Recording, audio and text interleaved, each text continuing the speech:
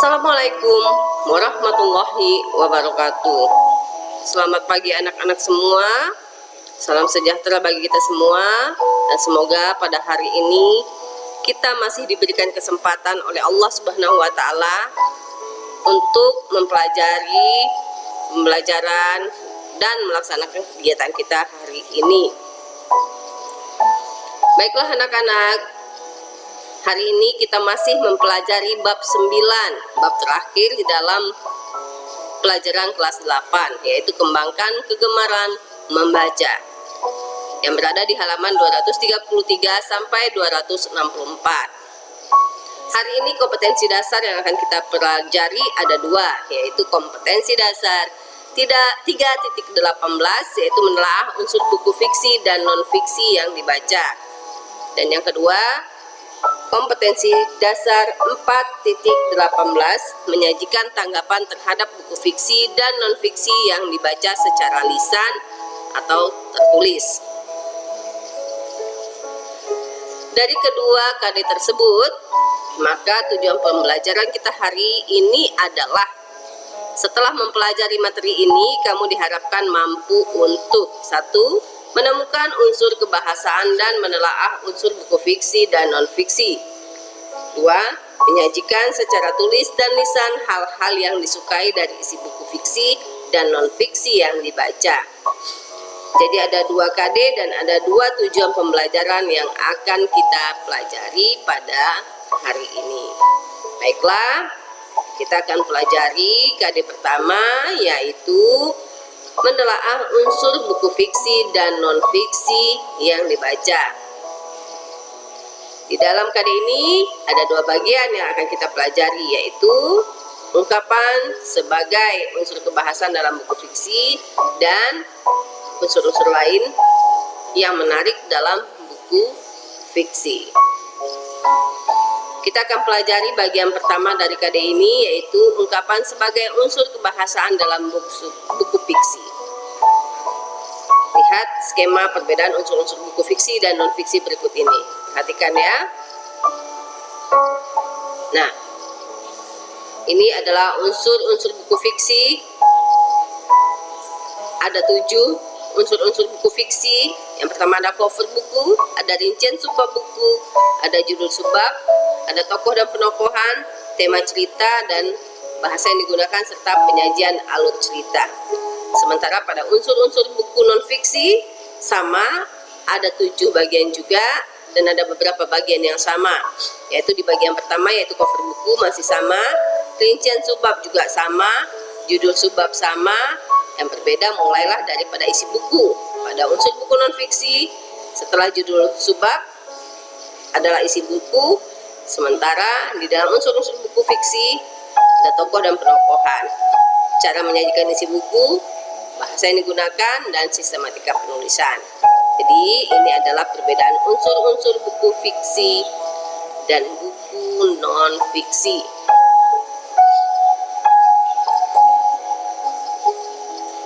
Perhatikan kutipan novel berikut.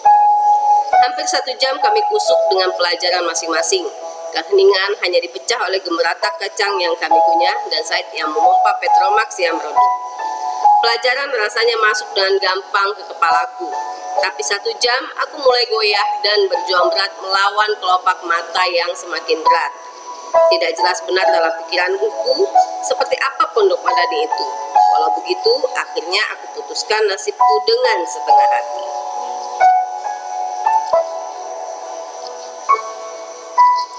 Penjelasan dari novel tersebut ada beberapa bagian ya, ini penjelasannya, penjelasan dari novel tadi. Pertama, pada kedua kutipan novel tersebut menggunakan bahasa yang estetis atau indah. Jadi kedua novel tersebut, yang bagian atas dan yang bagian bawah, itu menggunakan bahasa yang estetis atau indah. Yang kedua, pada kutipan pertama terlihat bahwa penggambaran tokoh yang sedang belajar dan digambarkan secara jelas dan detail.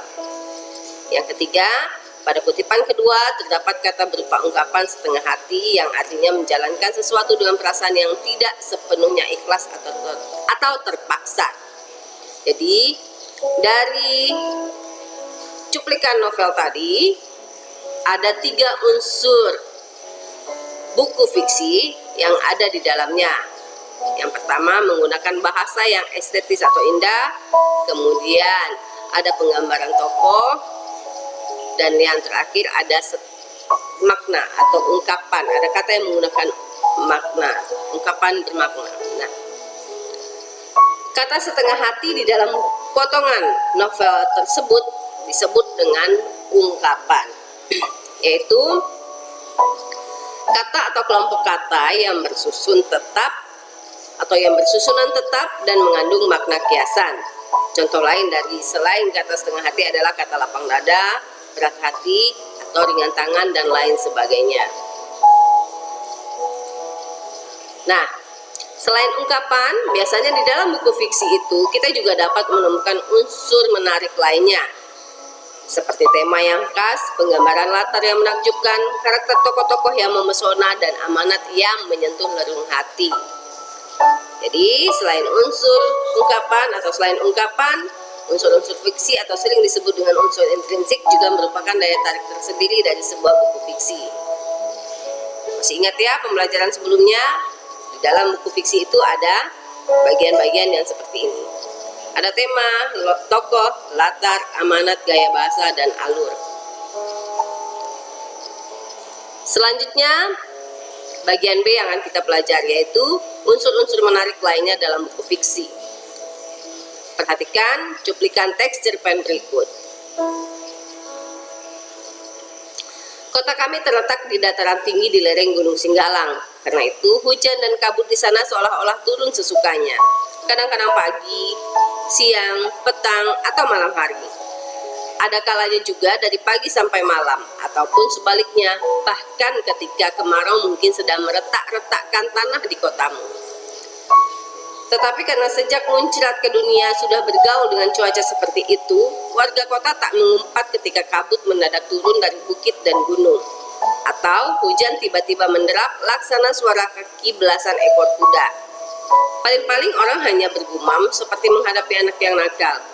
Ha, sudah turun pula si kaki 1000. Lalu mereka kembangkan payung, melenggang tenang-tenang di atas trotoar sambil bersiul, bercakap-cakap, atau makan kacang goreng. Betul, berbagai pemandangan ganjil, lucu yang tidak bersua di tempat lain bisa kau temukan di kota kami kalau Anda suatu ketika berkunjung ke sana. Meski cuaca cerah, orang-orang di jalan-jalan kau lihat membawa payung atau mempertongkatnya, mirip dengan warga kota-kota besar Eropa pada masa lalu. Dengan tongkat payung itu pula mereka saling melambai dan menyapa. Hoi, apa kabar? Baik, singgahlah dulu. Tetapi jangan pula payung, sedang jas pun yang dikukuhkan sebagai pakaian resmi sebab konon menimbulkan kesan lain bagi yang memakai juga yang melihat, bukan suatu yang istimewa di kota kami. Di mana-mana kau bisa saksikan kaum pria memakai jas, tidak kecuali para kusik bendi dan tukang kacang goreng yang duduk mencangkung di pojok-pojok jalan dalam kabut di belakang lampu semprong mereka yang temaram. Cerpen ini dikutip dari cerpen karya Ade Alwi yang berjudul Warga Kacang Goreng. Nah, cuplikan cerpen tadi cukup menarik, bukan? Yang menarik dari cerpen itu diantaranya adalah pertama, pemilihan diksi atau pemilihan kata. Yang kedua, penggunaan majas. Yang ketiga, ungkapan kiasan. Keempat, penggunaan citraan. Nah, anak-anak, dengan demikian buku fiksi memiliki daya tarik tersendiri dari buku non-fiksi, yaitu ini ya, bagannya, perhatikan. Jadi daya tarik sebuah bacaan itu yang berupa buku fiksi, berupa amanat yang menyentuh. Yang kedua, tokohnya yang menawan. 3, latar yang mengesankan. 4, alur yang menegangkan. Dan yang terakhir adalah tema yang unik.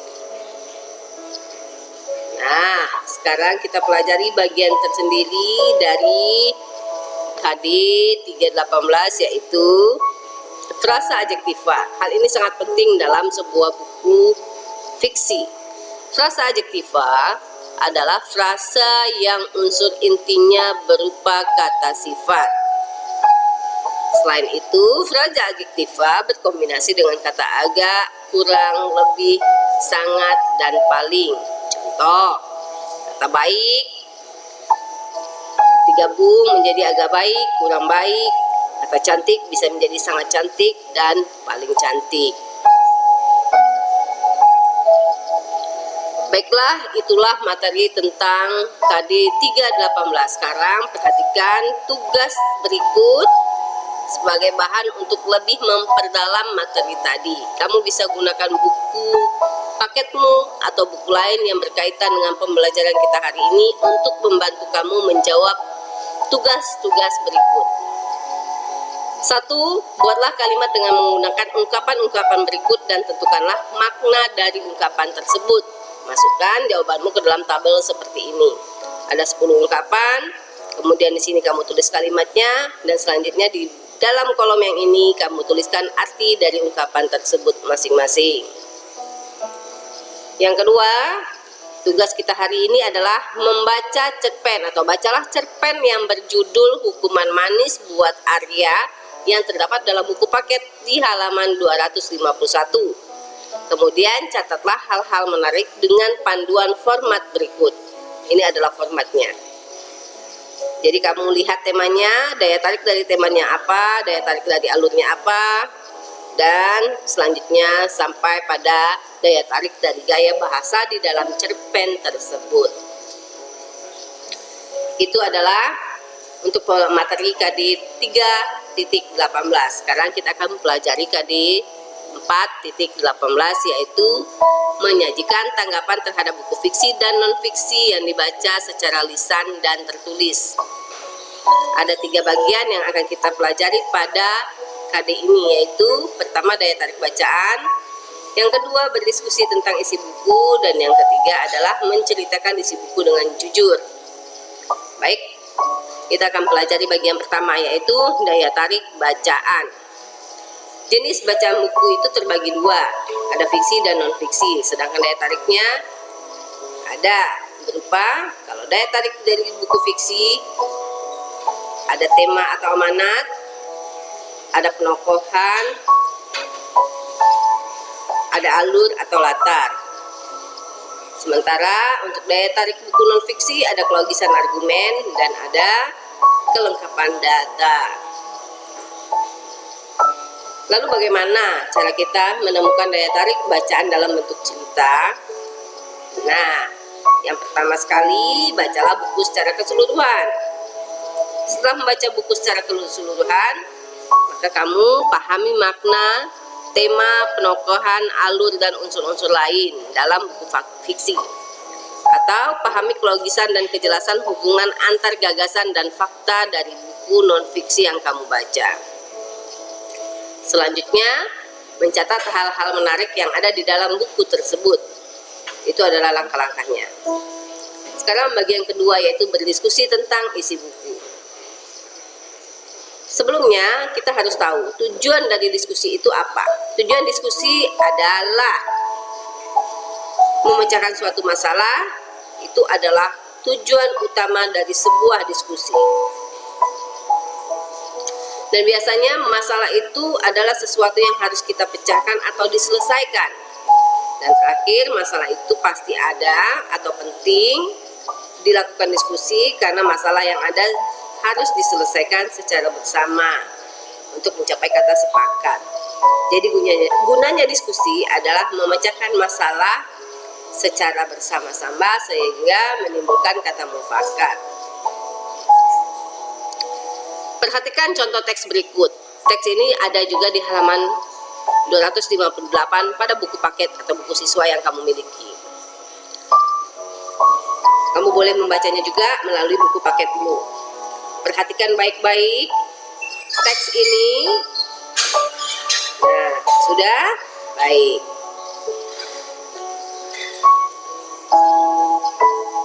Dari teks tersebut, topik yang didiskusikan biasanya atau topik diskusi teks tersebut adalah memecahkan suatu masalah,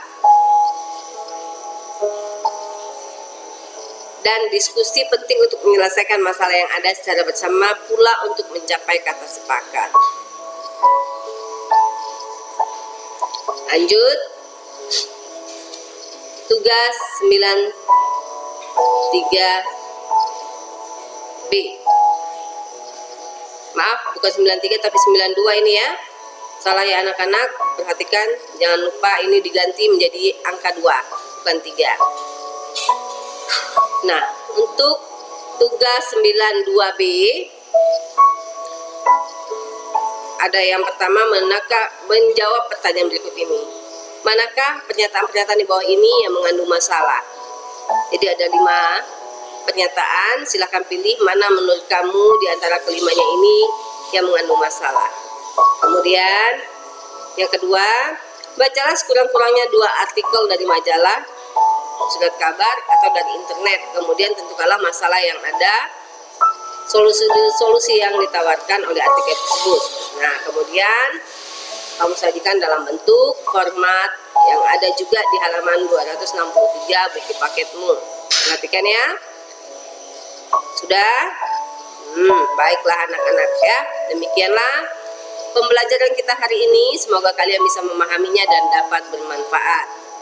Ingat, kerjakan tugas secepatnya di kertas double folio. Jangan sampai menunggu atau menunda-nunda pekerjaan. Silahkan kamu kembali pelajari video pembelajaran ini, kemudian kamu pahami, gunakan buku paket yang bisa kamu baca untuk mendukung pemahamanmu tentang pembelajaran kita hari ini.